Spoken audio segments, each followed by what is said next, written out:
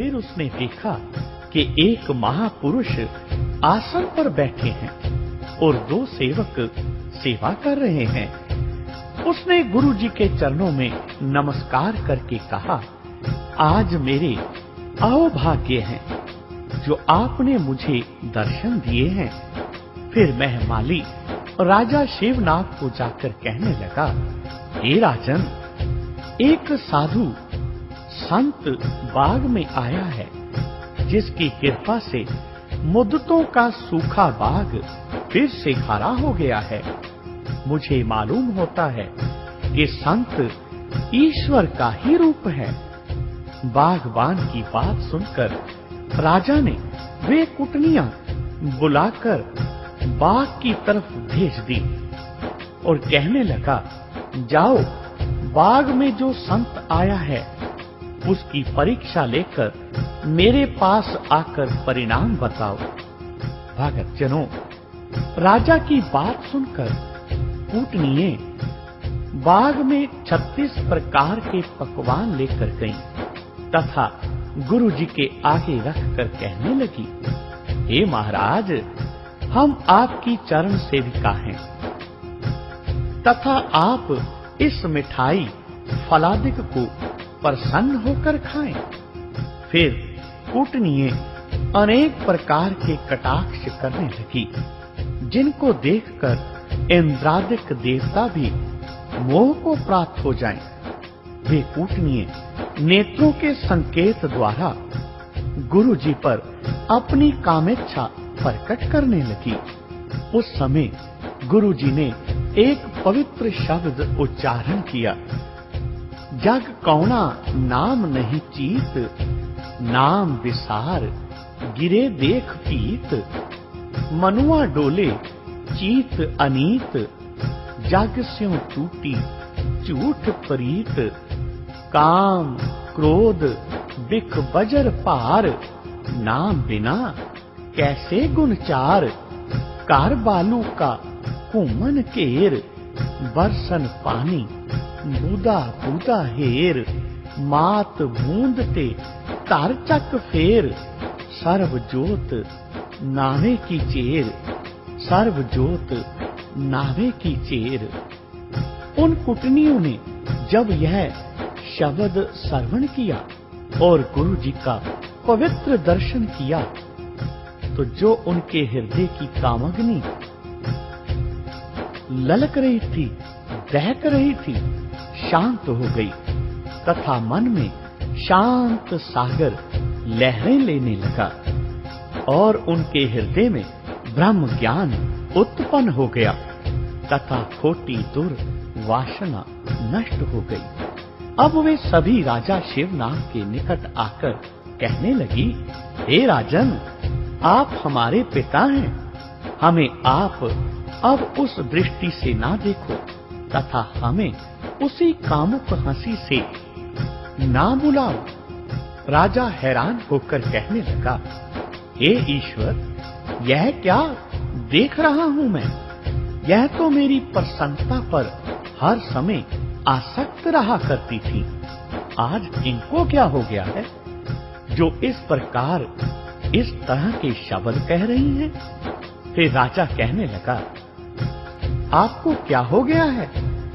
उन कुटनियों ने कहा, हे राजन, आज हमने बाग के भीतर एक महापुरुष को देखा जिसके दर्शन मात्र से हमारे भाग्य उदय हो गए हैं तथा मन में पवित्रता की गंगा बह निकली है, तमाम तृष्णा मिट गई है तथा हम नरक से बच गई हैं।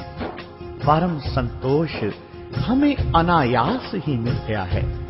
उनकी बात सुनकर राजा शिवनाभ उसी समय बाग की ओर चल दिया। भक्तजनों, जिस समय राजा शिवनाभ बाग में पहुंचा, उसने जाकर देखा एक संत जिसके मुख पर अलौकिक ज्योति है, आसन लगाए बैठा है। फिर राजा परीक्षा के लिए पीठ देकर खड़ा हो गया। तब गुरुजी 2 दिन खड़े ही रहे तथा राजा भी गुरु जी के पीछे अच्युत्य रूप से खड़ा रहा। जब गुरु जी बैठ गए तब राजा भी बैठ गया। फिर गुरु जी कहने लगे, हे राजन, कहो अच्छे हो? तो राजा कहने लगा, हे गुरुदेव, आपकी कृपा से सभी कुशल मंगल है। राजा ने उस वाणी से लिख लिया था कि गुरुजी वेदी क्षत्रिय हैं और करतारपुर में निवास करते हैं तथा उनका जन्म स्थान राय बुलार की राय भूमि की जगह है। भगतजनों, राजा के मन में आई कि पहले पता करें कि आया यही गुरु है जिसका जिक्र उस वाणिये ने किया था या फिर कोई और है। फिर राजा कहने लगा, हे महाराज, आपका नाम क्या है? तो गुरुजी ने शब्द उच्चारण किया, गोसाई तेरा कहा नाम कैसे जाती, जो तो पीतर महल बुलावे, पूछो बात निरंती रहाओ। इतनी बात सुनकर राजा फिर कहने लगा, क्या आप योगी हैं?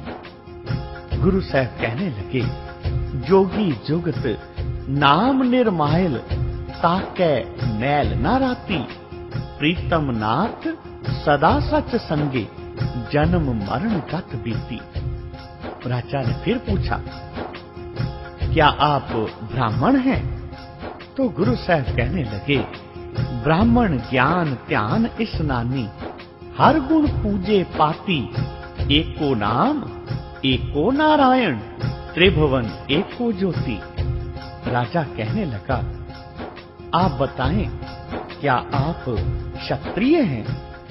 तब गुरु साहब कहने लगे, जेवा डंडी एक अट छाबा, तोले नाम अजाची, एको हाट शाह सब ना सिर, वन जारे एक पाती। राजा कहने लगा, हे महाराज, आप सीधी भाषा में हमें कुछ बताओ, क्योंकि आपका कथन मेरी समझ से बाहर की बात है। क्योंकि महापुरुषों की बातें तो महापुरुष ही जान सकते हैं। मैं आपसे पूछना चाहता हूँ कि आप कौन सी धरती के निवासी हैं? तब गुरु साहब कहने लगे, ऊपर गगन, गगन पर गोरख, ताका अगम गुरु पुनवासी, गुर बचनी बाहर कर एको, नानक पया उदासी, नानक पया उदासी। इस शब्द को सुनकर राजा का मन शांत हो गया। तब राजा शिवनाभ गुरु जी की 3 प्रदक्षिणा करके चरणों में गिर गया। फिर राजा ने प्रार्थना की कि आप दयालु तथा ईश्वर स्वरूप हैं, आप मुझ दास की कुटिया को पवित्र करने चलो। सब प्रकार आपकी कृपा है। गुरुजी ने कहा, हे राजन, एक धर्मशाला का निर्माण करो, तब हम आपके गृह में आएंगे। तब राजा ने थोड़े ही दिनों में धर्मशाला बनवा दी। फिर राजा गुरुजी को लेने के लिए बाग में आया। तब क्या देखा कि गुरुजी महाराज वहां नहीं हैं। राजा को तब गुरुजी के वियोग में मूर्छा आ गई। तब लोगों ने देखा कि गुरुजी नवीन धर्मशाला में विराजमान हैं। जब राजा ने सुना तो तत्काल भागकर धर्मशाला में आया और गुरुजी के चरणों पर नमस्कार करने लगा। राजा की श्रद्धा और भक्ति देखकर प्रसन्न होकर एक चारपाई प्रदान की। राजा को बहुत प्रसन्नता हुई। उस समय संगल द्वीप में 7 राजा राज्य करते थे। गुरुजी की कृपा से तमाम संगल द्वीप में राजा शिव एक ही राजा सर्वोपरि माना गया और अटल राज करने लगा। भक्तजनों, उस समय गुरुजी की आयु 49 वर्ष की थी। उस समय गुरुजी ने प्राण संगली उच्चारण की। वाका, पटन, विदुर आदि नगरों में लंगर प्रथा चलाई। फिर गुरुजी पंजाब देश को लौट आए तथा परिवार ने गुरुजी के दर्शन किए। बोलो जी पाए जी वाहेगुरु, वाहेगुरु, वाहेगुरु।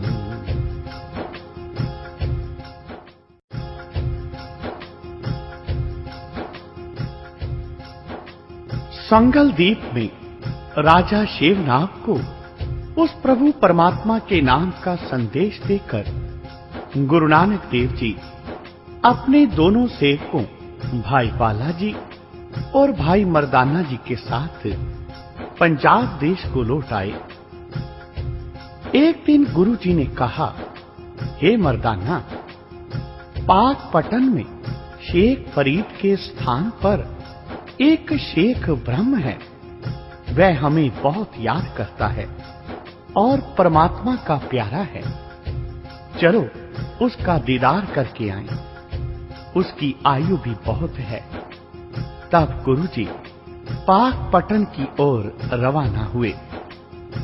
भक्तजनों, पाक पटन पहुंचकर गुरुजी ने पाक पटन के बाहर 3 कोस पर अपना आसन लगाया। एक दिन शेख का एक आदमी लकड़ी लेने वहां पहुंचा। उसने गुरुजी को बैठे देखा। गुरुजी उस समय शब्द उच्चारण कर रहे थे तथा मर्दाना रबाब बजा रहा था। उस समय शब्द चल रहा था, आपे पट्टी कलम आप, ऊपर लेख भी तू, एको कहिए नानका, दूजा काहे को, दूजा काहे को। उस लकड़ी वाले कामल ने जब यह शब्द सुना तो कहने लगा, हे महाराज, इस मिरासी सेवक को कहो कि इस शब्द का दोबारा उच्चारण करे। गुरुजी के आज्ञा से भाई मर्दाना जी ने शब्द को दोबारा कहा। दोबारा शब्द सुनकर कामल ने वह शब्द याद कर लिया तथा पीर शेख ब्रह्म को आकर कहने लगा, हे पीर जी, आज हमको एक खुदा का प्यारा मिला है। जहां से मैं लकड़ी लाता हूं वहां उसने अपना आसन लगाया हुआ है। उसके साथ एक रबाबी भी है।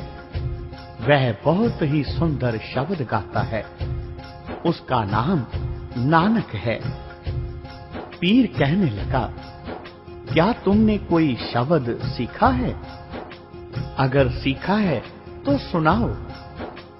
कामल ने उस समय शब्द सुनाया, आपे पट्टी कलम आप, ऊपर लेख भी तू, एको कहिए नानका, दूजा काहे को। तब पीर कहने लगा, मैं चाहता हूं कि जिसने यह शब्द कहा है उसका दीदार भी किया जाए। अरे बेटा, जिसने यह शब्द कहा है वह तो परमात्मा का प्यारा है। मुझे उसके पास ले चलो। उसके साथ मैं कुछ खुदाई बातें करना चाहता हूं। भक्तजनों, जब पीर जी ने इतनी बात कही तो उनके सेवकों ने उन्हें पालकी में बिठाया। पालकी पर सवार होकर पीर कामल को साथ लेकर वहां पहुंचे जहां गुरु जी का आसन था। पीर ने कहा, हे बाबा नानक, सलाम वालेकुम। उत्तर में गुरु जी कहने लगे, हे पीर जी, उस अलेख को सलाम है। गुरु जी ने कहा, हे पीर जी, आज खुदा की हम पर मेहरबानी है जो आपके दीदार हुए हैं। तब दोनों परस्पर सत्कार के पश्चात बैठ गए। फिर दोनों में बातचीत प्रारंभ हुई। पीर कहने लगा कि आपका एक बैंत सुनकर मुझे बहुत प्रसन्नता हुई है। मैंने सोचा, जिसने यह बैंत कहा है उसके दर्शन भी करने चाहिए। अब आप इस बेंत का रहस्य बताने की कृपा करो, मैं कृत्य होऊंगा। आपने फरमाया है, एक को कहिए नानका, दूजा काहे को। एक साहिब ते दोए नहीं, केड़ा सेवा केड़ा रही। परंतु हिंदू कहते हैं वह परमात्मा हम में है, और मुसलमान कहते हैं कि उसका वास हम में है। आप कहो कि खुदा का वास कहां और कहां नहीं है। तब गुरु जी कहने लगे, हे पीर जी, एक साहिब ते एक हद, इको सेवो दूजे रत, दूजा काहे सिमरिए, जम्मे ते मर जाए। एको सिमरो नानका, जल थल रहा समाए। तब गुरु जी ने श्लोक कहा। श्लोक सुनकर पीर जी पूछने लगे, पहाड़ पटोला तज करी, कंबलड़ी पहरियो, जिन्नी वेसी सो पाइए, से ही वेश करियो। तो गुरु जी का उत्तर था, काओ पड़ोला पाड़नी, कंबली पहरे, घरें बैठिया सो पाइए, जे नियत रास करे। कर ही मुंद विदेश फिर, नित झूरे संभाले, मिलद्या ढिल ना होवई, जे नियत रास करे। यह उत्तर सुनकर पीर ने पूछा, नड्डी वात ना राविया, वड्डी थी मुई आस, धन कुकेंदी गोर में, तैसै ना मिलियास। गुरु जी उत्तर देने लगे, महल कुचज्जी मड़वड़ी, काली मनो कसुद, जे गुण होवन तां तिर रवै, नानक अवगुण मुंथ। हे पीर जी, यदि औरत घर में हो और मर्द परदेश गया हो, और औरत मर्द के लिए घर के अंदर ही बैठी रहे, तब औरत पति की और पति औरत का। यदि औरत तो अवगुणहारी हो तथा अपने पति पर विश्वास ना हो, तो वह औरत पति की नहीं, वह तो दूसरों की होती है। यदि औरत धैर्य से बैठी रहे, तब उसका धैर्य उसकी इच्छा पूर्ण करता है। यदि औरत सुचज्जी हो, परंतु पति से डरे तथा महलों से सुगंधी आती हो, उस पर अधिक प्रसन्न होता है। यदि औरत में दुर्गंध हो, तो पति उस पर प्रसन्न नहीं होता तथा उस पर कृपा नहीं करता। यदि अधिक दुर्गंध हो, तो पति उसके निकट भी नहीं आता। ये पीर जी, यह देह अच्छी नहीं जो अपने स्वामी की सार नहीं जानती। बुराई का नाम दुर्गंध है।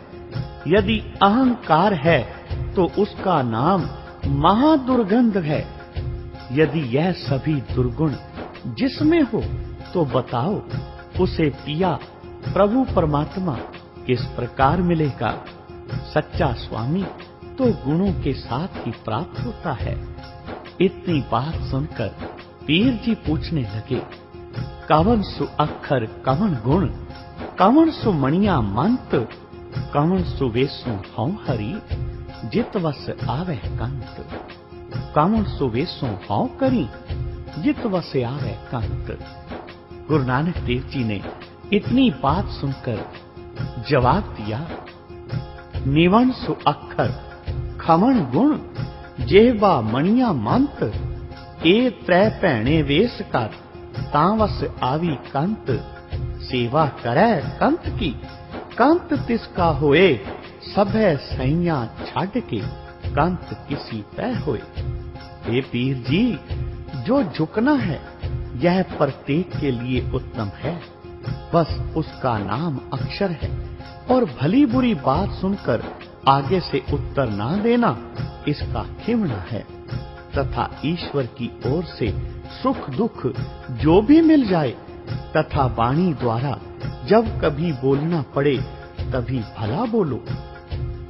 इसका नाम मणिया कहा जाता है। ऐसे लक्षणों वाली पति को पा लेती है।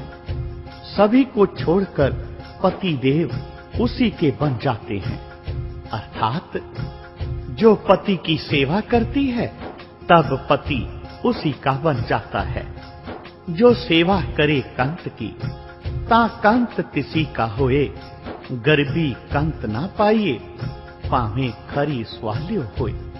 हे पीर जी, मूल तो सच्ची सेवा है।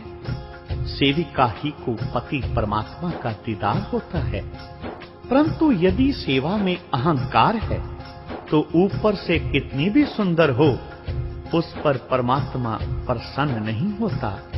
यह अटल सिद्धांत है, वही त्यागता कही जाती है। हे पीर जी, यह सच है कि सेवा ही ईश्वर का साक्षात्कार होता है। यह सुनकर शेख ब्रह्म गुरु जी के चरणों पर गिर गया और कहने लगा, धन्य हो गुरु, धन्य हो गुरु नानक, आप धन्य हो। आपकी कृपा से हमें इलाही ज्ञान की प्राप्ति हो गई है। आज हमने जीवन लाभ प्राप्त किया है। आज खुदा का दीदार हुआ है। गुरु जी ने कहा, हे पीर जी, जैसे रूप और काम में प्रीति है तथा लोभ में धन की प्रीति है, उसी प्रकार जो ईश्वर प्रस्त इंसान है, उनकी प्रीति परमार्थ की बातों में होती है। जैसे भूखे को भोजन प्रिय है, निद्रा के समय पलंग पर बिछा बिस्तर अच्छा लगता है, उसी प्रकार उसके भक्तों को उसी की बातें भली लगती हैं और दूसरी बातें उसको अच्छी नहीं लगती। ईश्वर की चर्चा के सिवाय खामोश रहना बहुत अच्छा है। तब पीर जी ने कहा, हे गुरुदेव, आप कृपया एक काती प्रदान करो जिससे हलाल किया हुआ हराम ना हो जाए। तब गुरु नानक देव जी ने शब्द उच्चारण किया, सच काती सच सब सार, काढ़त तिसकी अपर अपार, सच की सान लई चिलकाए, गुण की ठेके विच समाए, तिसका कुट्ठा होवे सेख, लोहू लब निकट्ठा देख, हक हलाल लगैक जाए, नानक दर दीदार समाए। हे शेख जी, खून के स्थान पर जिसके लोभ हैं, जब तक लोभ है तब तक यह हराम है। जब इसमें से लोभ निकल जाए तब यह हलाल हो जाता है। फिर प्रसन्न होकर शेख ने कहा, हे गुरु नानक देव जी, यह समय उस परमात्मा की अपार कृपा से मिला है। यदि अब भी शंकाओं का समाधान ना हुआ तब और कहां होगा। इसलिए मैं एक बात और पूछना चाहता हूं। गुरु जी कहने लगे, जो कुछ आप पूछना चाहो उसे भली प्रकार पूछिए, हमारी ओर से उत्तर दिया जाएगा। तब शेख ने कहा, हे गुरु जी, जो यह माया तो छल और यह जीव लोभी है, इस माया को किस प्रकार छला जाए, इस माया से किस प्रकार बचा जाए। तब गुरु जी ने उत्तर दिया, अछल छलाई न छलै, न काओ कटारा कर सकै, जो साहिब राखै त्यों रहै, इस लोभी का ज्यों तल पल है, बिन तेल दीवा क्यों जलै। हे शेख जी, यह माया किसी से छली नहीं जाती, क्योंकि जीव मन से माया निकल नहीं सकती। यह मनुष्य लोभी है, भली समझ कर रखता है। शेख ने कहा, बगैर तेल के दीवा किस प्रकार जलेगा और बगैर दीवा जले के प्रकाश किस प्रकार हो। तब गुरु साहब कहने लगे, कुरान कतेब कमाइए, पौवट्टी इत तन लाइए, सच बुझण आन जलाइए, बिन तेल दीवा एवं जले, कर चानन साहिब तो मिले। हे शेख जी, संयम करने से सत्य का दीपक चलता है, तब साहिब को मिलता है। शेख ने कहा, हे गुरुवर, आप जो बातें कर रहे हैं ऐसे प्रतीत होता है जैसे आपके भीतर से खुदा बोल रहा हो। इस प्रकार गुरु नानक देव जी ने शेख ब्रह्म को उस खुदा के दीदार करवा दिए, उस खुदा के जीवन का, उस खुदा के सच्चे संदेश का मंत्र देकर निहाल कर दिया।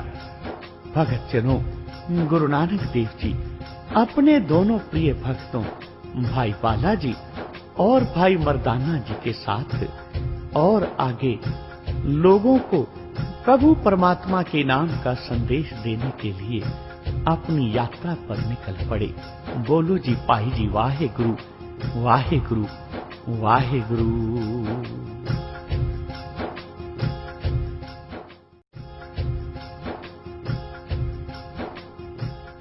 संसार का भ्रमण करते करते कलयुग अवतार श्री गुरु नानक देव जी अपने प्रिय भगत भाई बालाजी और भाई मर्दाना जी के साथ लोगों को प्रभु परमात्मा के नाम का संदेश दे रहे थे। एक दिन गुरु जी के पास कुछ भक्त लोग आए और कहने लगे, हे महाराज, हमने कुछ पूछना है, अगर आज्ञा हो तो हम आपसे पूछें। गुरु जी कहने लगे, भगवान के प्यारो, जो कुछ आपकी इच्छा हो वह पूछो। तो उन भक्तों ने कहा, हे महाराज, यह जीव जो कुछ पुण्य पाप करता है और जो यह माया के पीछे भागा भागा फिरता है, क्या यह किसी की प्रेरणा से करता है अथवा यह स्वयं स्वतंत्र रूप से करता है? इसके उत्तर में गुरु साहब जी ने एक शब्द उच्चारण किया, मन का कहया मनसा करे, ए मन पाप पुण्य उचरै, माया मद माते तृप्त न आवे, तृप्त मुक्त मन साचा पावै, तन धन चलत सब देख अभिमाना, बिन नावै किछ संग न जाना, रहाओ कीजै रस भोग खुशियां मन केरी, तन लोका तन भस्मै ढेरी, खाकू खाक रलै सब फैल, बिन शब्दै नहीं उतरै मैल, बिन शब्दै नहीं उतरै मैल। गुरु जी कहने लगे, हे राम के भक्तों, यह प्राणी भक्ति भी करता है, योग भी करता है और धन को एकत्र करके खजाने में भर लेता है। धन माया के जो आनंद हैं वह इसके साथ नहीं जाते तथा शरीर भस्म हो जाएगा और दौलत को अन्य लोग ले जाएंगे। पर यह ध्यान रहे कि धन कमाने के लिए जो इसने पाप किए हैं वे सभी इसको नरक में जा गिराएंगे। परमात्मा के नाम के बगैर इसका कोई मित्र नहीं होगा। जब तक यह परमात्मा का भजन और गुरु की शरण प्राप्त नहीं करेगा तब तक इसकी मैल दूर नहीं होगी। ईश्वर भजन से इसका छुटकारा होगा।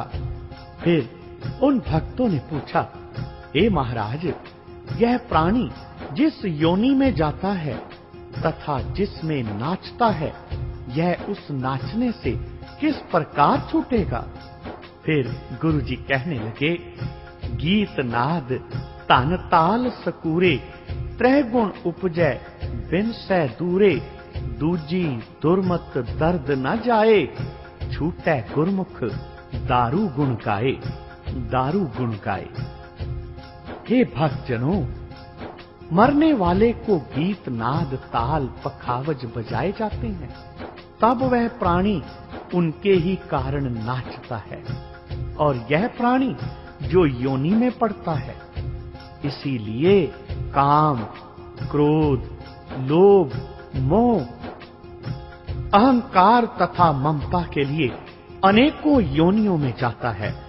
बार बार इसका नाश होता है तथा बार बार यह पैदा होता है।